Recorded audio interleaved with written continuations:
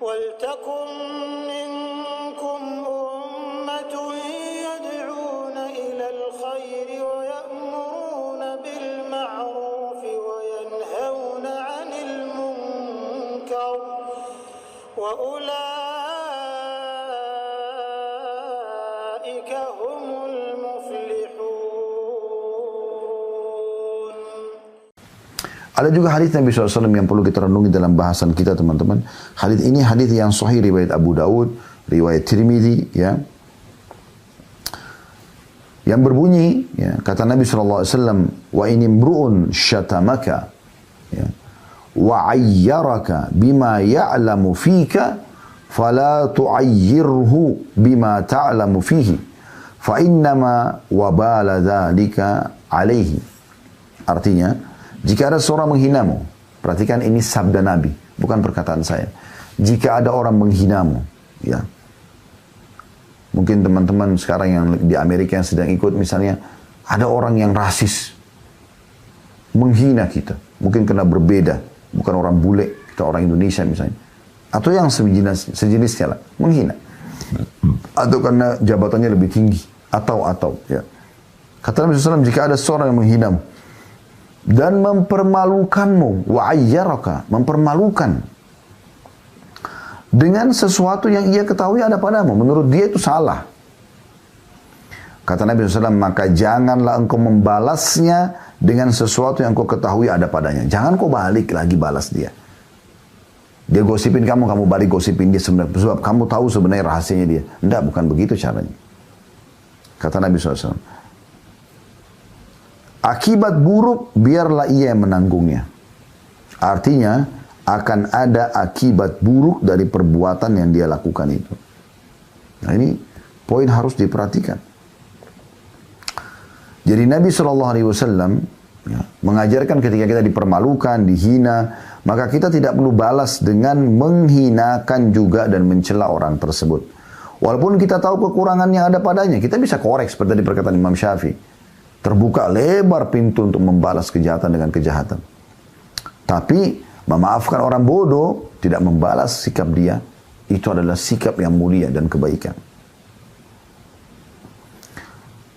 Jadi di sini kata Nabi SAW, jangan kau mencela dan membalas dia dengan sesuatu yang ada pada dirinya atau aibnya gitu. Karena sebenarnya maknanya ini ya, apa yang dia lakukan sedang mencerminkan tentang siapa dia, dan apa yang kau lakukan mencerminkan tentang dirimu. Maksudnya gini, ya, saya tadi sudah sedikit singgung, saya berikan gambaran lebih luas lagi. Kalau misalnya ada orang mau menjatuhkan Anda, menjelekkan Anda segala macam, kalau Anda tidak balas dia, Allah punya cara memperlihatkan pada orang di sekitar Anda kualitas dia. Oh, ini penghina ini. Walaupun dia merasa dirinya benar, tetap orang nilai dia buruk. Dan orang akan menilai Anda baik, ya, karena Anda diam, Anda tidak ikut-ikutan. Kuasa Allah SWT, Allah bisa balik. Sudah itu sistem, gak akan pernah berubah. Gak akan pernah berubah. Kalau Anda balas keburukan dengan keburukan, maka akan terjadi hal yang besar, ya, hal yang tidak baik. Syekh Utsaimin rahimahullah punya statement yang menarik. Beliau membahas tentang hadis tadi yang kita baru bahas itu ya. Beliau mengatakan, dari hadis ini, hendaklah setiap orang memiliki sifat mudah memaafkan yang lain. Tidak semua isu yang sampai ke telinganya ia terima mentah-mentah. Lantas ia membenci orang yang menyuarakan isu yang tidak menyenangkan tersebut. Hendaklah setiap orang memiliki sifat pemaaf. Karena Allah memiliki sifat mulia tersebut. Allah kan afu, ghafur, maha pengampun, maha pemaaf, ya. Karena ya, Allah sangat menyukai orang yang memiliki sifat mulia itu, yang mudah memaafkan yang lain. Lantaran itu ia akan diberi ganjaran, karena jika dibalas dengan saling mempermalukan dan menjatuhkan, pasti konflik yang terjadi tak kunjung usai. Permusuhan akan tetap terus ada. Jika malah dibalas dengan diam, maka rampunglah perselisihan yang sedang berkecamuk. Ini beliau jelaskan dalam syarah Riyadhus Shalihin beliau, jilid 4 halaman 297.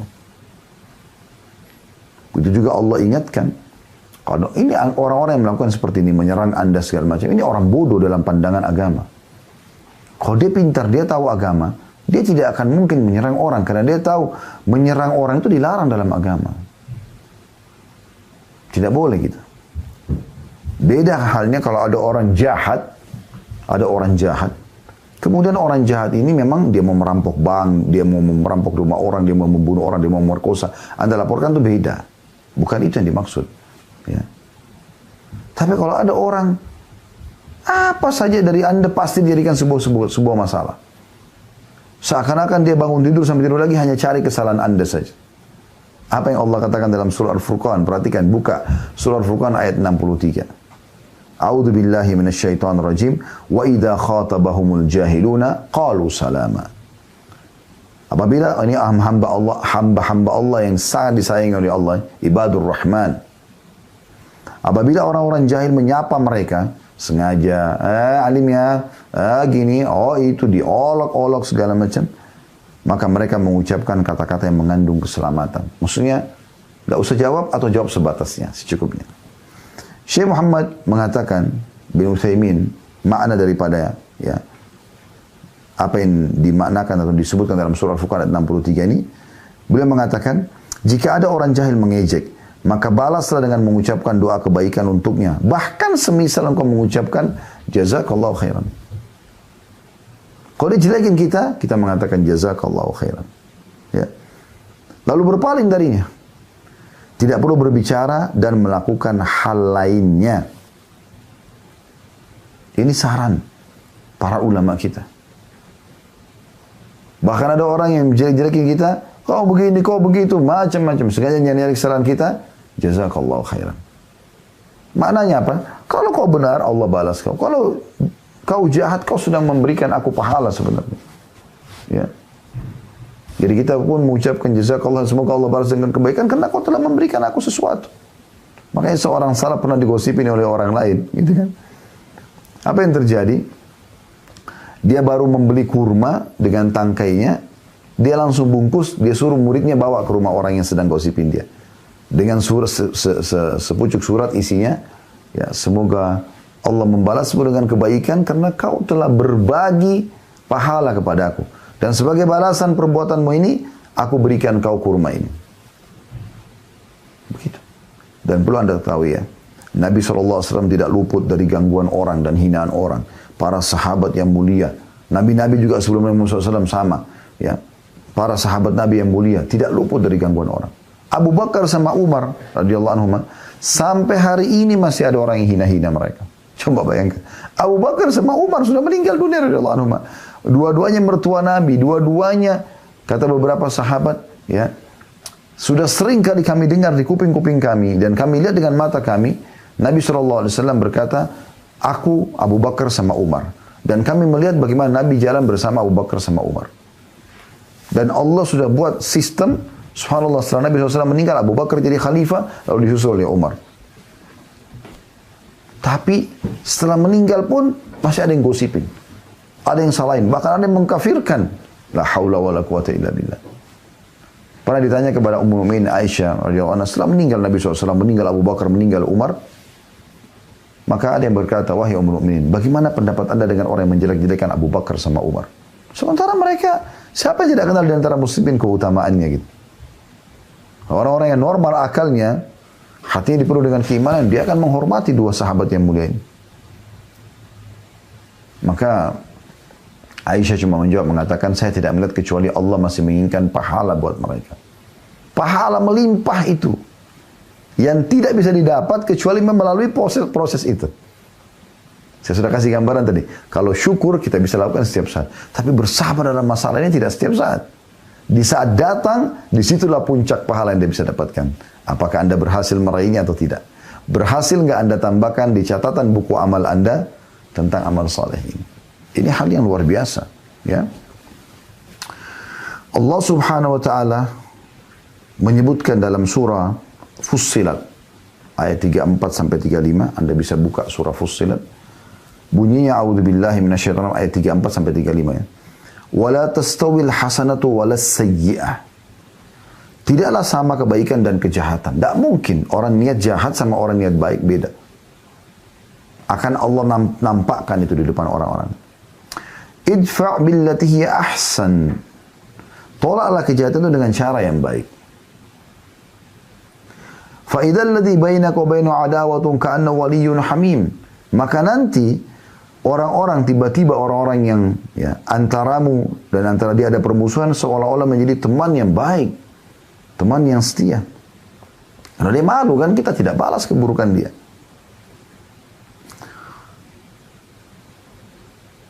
Lalu kata Allah, wa ma yulaqqaha illa alladziina sabaru wa ma yulaqqaha illa dzu hadzin 'adzim. Ketahuilah kata Allah Subhanahu wa taala, sifat-sifat yang baik itu tidak dianugerahkan melainkan kepada orang-orang yang sabar. Dan tidak dianugerahkan melainkan kepada orang-orang yang mempunyai keuntungan yang besar. Mujahid mengatakan, menanggapi surah Fussilat ayat 34 sampai 35, ini Mujahid nama seseorang ya, dari orang soleh, dulu dinukil dari kitab Tahzib ya. At-Tahzib li Hilyatil Awliya di halaman 771. Beliau mengatakan dimaksud ya, yang dimaksud balaslah dengan lebih baik, yaitu balaslah dengan berjabat tangan dengannya.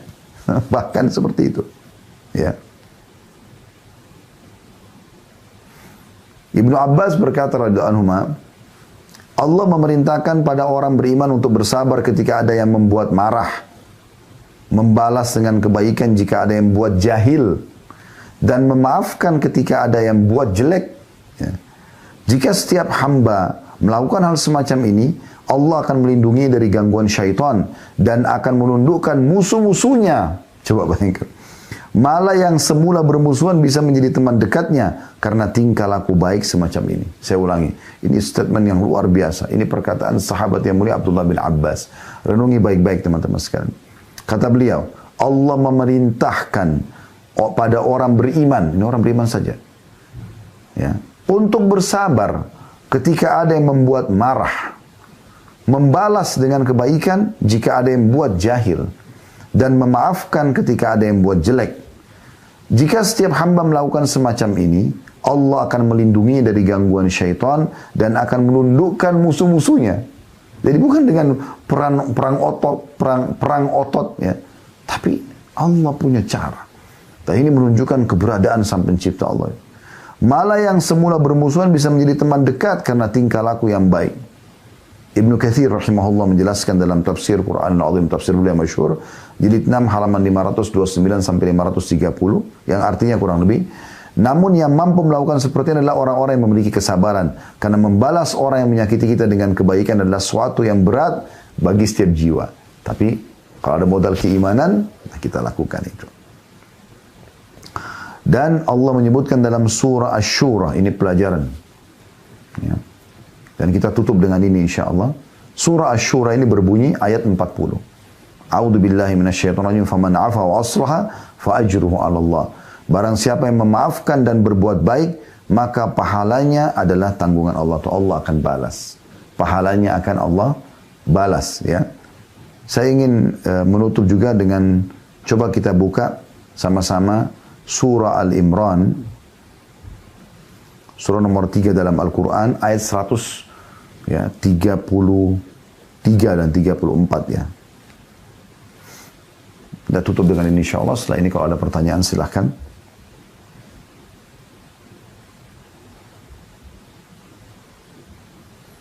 Bagi Anda yang sudah buka, saya bacakan 133. Kita mulai di situ, Al-Imran, surah nomor 3, 133. A'udzu billahi minasyaitonir rajim, wasari'u ila magfiratin min rabbikum wa jannatin 'arduha as-samawati wal ardu 'iddat lil muttaqin. Dan bersegeralah kamu kepada ampunan dari Tuhanmu dan kepada surga yang luasnya seluas langit dan bumi yang disediakan untuk orang-orang yang bertakwa. Segera. Mumpung hari ini masih ada umurmu, hai saudaraku, maka hari ini beramal salehlah. Beramal salehlah. Segera, kalau masa lalu kita sudah disiap amal saleh, kita tinggal lakukan yang sama, konsisten. Jaga sampai ajal datang. Kalau masa lalu kita buat dosa, maka bertobat dan beristighfar kepada Allah. Segera pada pengampunan Tuhan dan kejar surga yang luasnya seluas langit dan bumi. Dijanjikan untuk orang yang bertakwa. Baik, Allah 134 yang menjelaskan. Siapa orang yang bertakwa yang Allah maksudkan ini? Yang dijanjikan surga bagi mereka. Allah sebutkan alladzina yunfikuna fis sarra'i wad dharra'i wal qadhimina al ghaidha wal 'afina 'anil nas wallahu yuhibbul muhsinin. Yaitu orang-orang yang menafkahkan hartanya baik di waktu lapang maupun sempit, suka bersedekah, dermawan. Ini ciri pertama ahli surga yang disebutkan sini, ya, dari orang-orang yang bertakwa. Yang kedua, cirinya, dan orang-orang yang menahan amarahnya. Qadhiminal ghaidh artinya orang yang mampu melampiaskan emosinya dan dia mampu. Dia punya power, dia bisa, tapi dia tidak lakukan. Ingat kisah tadi Abu Bakar yang memaafkan Mistah, ya. Lalu Allah mengatakan dan orang yang memaafkan kesalahan orang lain. Ingat, tidak membalas mereka dengan kebaikan, keburukan-keburukan juga. Dan Allah menyukai orang-orang yang berbuat kebajikan. Itu poinnya. 3 ciri tentang orang yang bertakwa yang merupakan ahli surga. Di ayat 135-nya Allah tambahkan ciri yang keempat. وَالَّذِينَ إِذَا فَعَلُوا فَاحِشَةً أَوْ ظَلَمُوا أَنفُسَهُمْ ذَكَرُوا اللَّهَ فَاسْتَغْفَرُوا لِذُنُوبِهِمْ وَمَا يَغْفِرُ الذُّنُوبَ إِلَّا اللَّهُ وَلَمْ يُصِرُّوا عَلَى مَا فَعَلُوا وَهُمْ يَعْلَمُونَ. Dan juga orang-orang yang apabila mengerjakan perbuatan keji atau menganiaya diri mereka sendiri, buat dosa, ya. Mereka ingat akan Allah, lalu memohon ampunan terhadap dosa-dosa mereka, dan siapa lagi yang dapat mengampuni dosa selain Allah, dan mereka tidak meneruskan perbuatan kejinya itu, sedang mereka mengetahuinya. Lalu Allah tutup di 136-nya, ulaika jazaa'um maghfiratun min rabbihim wa jannatun tajri min tahtiha al-anharu khalidina fiha wa ni'ma ajrul amilin. Mereka itu balasannya adalah ampunan dari Tuhan mereka dan surga yang di dalamnya mengalir sungai-sungai, sedang mereka kekal di dalamnya, dan itulah sebaik-baik pahala bagi orang-orang yang beramal. Ya. Dinukil ada kisah seorang salafus salih. Mereka, teman-teman sekalian, atau dia lagi duduk sama tamunya, ya, di dalam satu majelis di ruang tamu, datang pembantu, budaknya, ya, budak masa itu ada perbudakan, datang membawa marak kuah yang berisi daging yang panas sekali. Tiba-tiba tanpa sengaja budak ini kakinya kesentuh dengan karpet, ya, dan langsung saja pada saat itu tumpah marak yang panas itu ke badan majikannya. Coba Anda bayangkan. Ya. Tumpah kuah panas ke tubuh dia. Subhanallah, wajahnya berubah, tiba-tiba mau marah. Tapi budak ini orang beriman. Dia mengatakan, wahai Tuhan, Allah telah berfirman. Begitu orang soleh ini mendengarkan Allah telah berfirman, dia mengatakan, bacakanlah. Dari kondisi badannya lagi basah dengan kuah yang panas ini. Pembantu ini membacakan tadi, ya. Wal qadhiminal ghaidh, dan orang yang bisa menahan emosinya pada saat dia sedang marah, dia mampu melampiaskan. Maka dia mengatakan, ya, saya akan tahan emosi saya. Kemudian budaknya mengatakan, belum selesai Tuan. Firman Allah masih berlanjut, kata tuannya, majikannya, bacakanlah. Dia mengatakan, wal afina 'anin nas, dan orang yang suka memaafkan orang lain. Maka tiba-tiba dia lebih rendah lagi. Dia mengatakan, saya sudah memaafkanmu. Lalu budaknya mengatakan, belum selesai Tuan. Allah masih mengatakan, wallahu yuhibbul muhsinin, dan Allah suka orang-orang yang berbuat kebaikan. Maka apa kata majikannya, tuannya, pergilah, kau telah saya bebaskan. Coba bagaimana orang-orang beriman menanggapi firman Allah Subhanahu wa taala, dan bagaimana mereka menerapkan syariat Allah Subhanahu wa taala. Sekali lagi memang sebagaimana Ibnu Katsir mengatakan, ini sesuatu yang sulit bagi jiwa, tapi bagi orang beriman tidak akan sulit, karena pahala-pahala yang khusus Allah berikan tanpa batasan, tanpa hisab lagi, hanya bagi orang yang bisa bersabar pada saat melalui cobaan yang sedang ada. Ya, Allahu a'lam.